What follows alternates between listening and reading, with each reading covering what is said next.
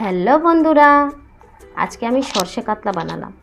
তো আমি সরষে কাতলা কী করে বানাই সেটার একটা ছোট্ট ভিডিও তোমাদের সামনে শেয়ার করলাম।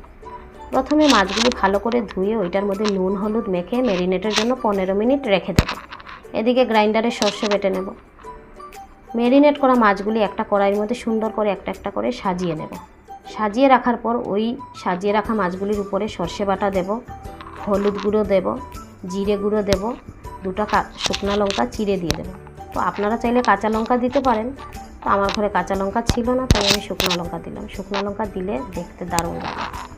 তারপর নুন দিলাম, একটু আদা কুচি দিলাম, আর কালারের জন্য একটু লঙ্কা গুঁড়ো দিলাম। লঙ্কা গুঁড়ো দেওয়ার পর তেল দিয়ে ভালো করে মাছগুলি মাখলাম। মাছগুলি এমনভাবে মাখবো যে প্রত্যেকটা মাছে সুন্দর করে মশলাগুলি লেগে যায়। তারপর কি করলাম, চুলার আঁচটা ফুল স্টিমে জ্বালিয়ে দিলাম। জ্বালিয়ে দেওয়ার পর একটা খুন্তি দিয়ে নাড়তে থাকলাম। নাড়তে নাড়তে দেখা গেল যে মাছের সাইডে তেল দেখা যাচ্ছে। যখন দেখব যে তেল দেখা যাচ্ছে, মাছগুলি তেল ছেড়ে দিচ্ছে, তখন কি করব, ওইটার মধ্যে জল দিয়ে দেব। জল আমি বেশি দেব না, কারণ সরষে কাতলাটা গায়ে মাখা খেতে দারুণ লাগে।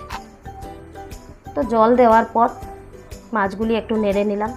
নেড়ে তারপর কী করলাম, একটা ঢাকনা দিয়ে ওইটা ঢেকে দিলাম। ঢেকে মিডিয়াম টু লো আঁচে চুলাটা করে দিলাম।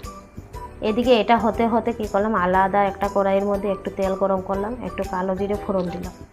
15 মিনিট পর দেখলাম যখন মাছটা সুন্দর একটা কালার চলে এসেছে, ওইটাতে ফোড়ন দেওয়া তেলগুলি ঢেলে দিলাম। তারপর ব্যাস আমার সরষে কাতলা তৈরি। তো আজকে আমার মেনু ছিল শাক, ডাল আর সরষে কাতলা। আমার হাজব্যান্ড আসলো, আসার পর দেখে তো খুব খুশি সরষে কাতলা। তো ওকে গরম গরম ভাতের সাথে দিলাম। দেখুন খুব খুশি, দেওয়া মাত্রই খেতে শুরু করে দিল, কোনো অপেক্ষা না।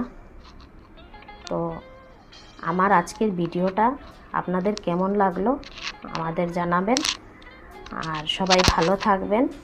এই হলো আমার ছোট্ট একটা ভিডিও। ভালো লাগলে লাইক কমেন্ট করবেন। তো আজকের জন্য বাই বাই।